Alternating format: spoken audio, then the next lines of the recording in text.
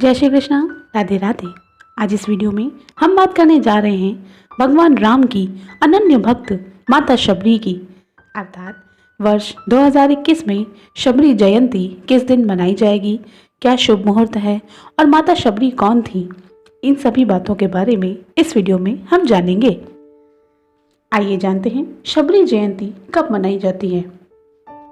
फागुन मास में कृष्ण पक्ष की सप्तमी तिथि को शबरी जयंती मनाई जाती है।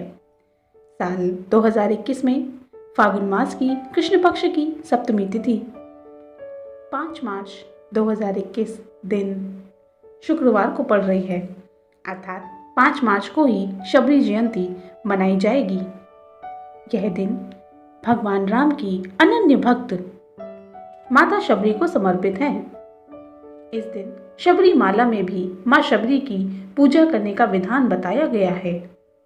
कहते हैं माता शबरी की पूजा करने से भगवान राम की कृपा सहज ही प्राप्त हो जाती है। प्रभु श्री राम ने अपनी भक्त माता शबरी की भक्ति को पूर्ण करने के लिए उनके जूठे बेर खाए थे। रामायण, रामचरितमानस सभी जगहों पर माँ शबरी की कथा का उल्लेख प्राप्त होता है। इस दिन माता शबरी की स्मृति यात्रा भी निकाली जाती है। इस दिन रामायण का पाठ करना भी विशेष महत्वपूर्ण माना गया है। आइए अब जानते हैं शबरी जयंती शुभ मुहूर्त। वर्ष 2021 में शबरी जयंती के शुभ मुहूर्त इस प्रकार हैं। शबरी जयंती मनाई जाएगी 5 मार्च दिन शुक्रवार को। सप्तमी तिथि का आरंभ होगा 4 मार्च 2021 बृहस्पतिवार को रात्रि 9:58 पर और सप्तमी तिथि का समापन होगा 5 मार्च 2021 दिन शुक्रवार रात्रि 7:54 पर। आइए आप जानते हैं माँ शबरी कौन थी। प्राचीन ग्रंथों में मिलने वाली कथा के अनुसार माता शबरी भगवान राम की परम भक्त थी। शबरी का असली नाम श्रमणा था।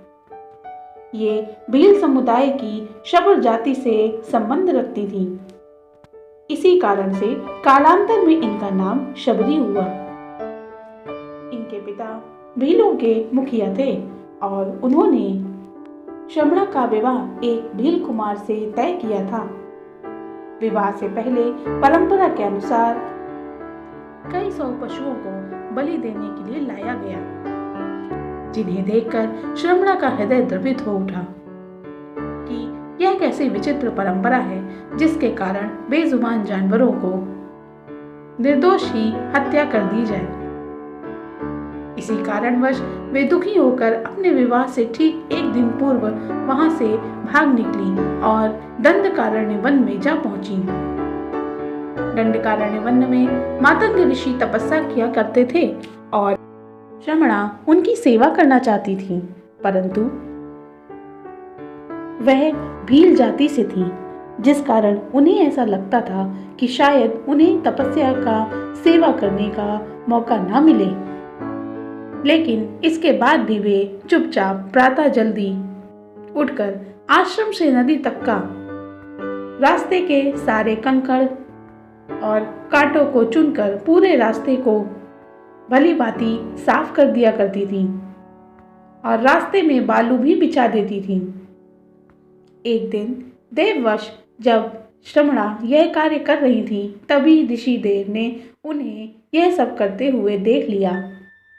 वे शबरी की सेवा भावना से अत्यधिक प्रसन्न हुए और उन्हें अपने आश्रम में शरण दे दी।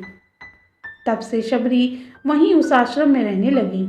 एक दिन जब ऋषि मातंग को लगा कि उनका अंतिम समय अब निकट है, तो तब उन्होंने शबरी से कहा कि वे इसी आश्रम में रुककर ही भगवान श्री राम की प्रतीक्षा करें। वे एक दिन अवश्य ही उनसे मिलने आएंगे। मातंग ऋषि की मृत्यु के पश्चात माता शबरी का समय भगवान श्री राम की प्रतीक्षा में ही व्यतीत होने लगा। वे अपने आश्रम को नित्य प्रतिदिन ही सदैव स्वच्छ और सुंदर बनाकर रखती थीं तथा साथ ही रोजाना मीठे बेर तोड़कर लाकर रखती थीं। एक भी बेर गलती से खट्टा ना भगवान के मुंह में पड़ जाए, इसके लिए वे हर बेर को स्वयं चक चक कर लाती थीं। ऐसा करते करते उन्हें कई वर्ष बीत गए। एक दिन अचानक जब उन्हें पता चला कि दो सुंदर युवक उन्हें खोज रहे हैं, तो वे तुरंत ही समझ गईं कि उनके प्रभु श्री राम आ गए हैं। अब तक उनका शरीर बहुत अधिक वृद्ध हो चुका था, परंतु अपने प्रभु श्री राम के आने की खबर सुनकर उनमें एक चुस्ती सी आ गई और वे दौड़ती हुई अपने प्रभु श्री राम के पास पहुंची और उन्हें घर लेकर आईं। इसके बाद उन्होंने प्रभु को पांव धोकर बैठाया और इसके बाद उन्होंने अपने तोड़े हुए मीठे बेर भगवान श्री राम को दिए। भगवान श्री राम ने उन बेरों को बड़े ही प्रेम से खाया और शबरी को अपनी भक्ति में पूर्ण कर दिया। राम जी ने तब लक्ष्मण जी को भी बेर खाने को कहा था, परंतु लक्ष्मण जी ने उन्हें झूठा समझकर खाने में कुछ संकोच किया।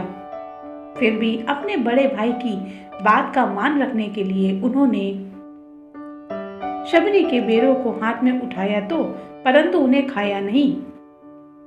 तभी से कहा जाता है कि जब राम और रावण का युद्ध चल रहा था, उस समय जब शक्ति बाण का प्रयोग तुम पर किया गया था, तब ही राम रावण के युद्ध में जब लक्ष्मण जी को शक्ति बाण लगा था, तब वे मूर्छित हो गए थे।